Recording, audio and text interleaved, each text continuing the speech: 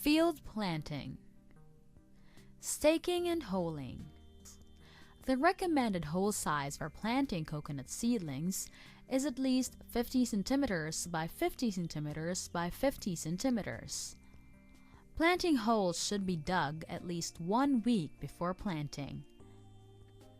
Staking using the planting guide. Use a planting guide to ensure correct hole dimensions and proper alignment of seedlings planted.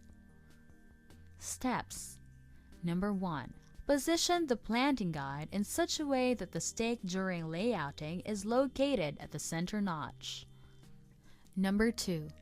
Stake the end notches with 2 pegs at about 50 centimeters high, strong enough to stay upright until field planting. Number 3. The 4 corners of the planting guide is staked to mark the hole to be dug. Number 4. The seedling shall be located during planting by placing the planting guide again between 2 pegs.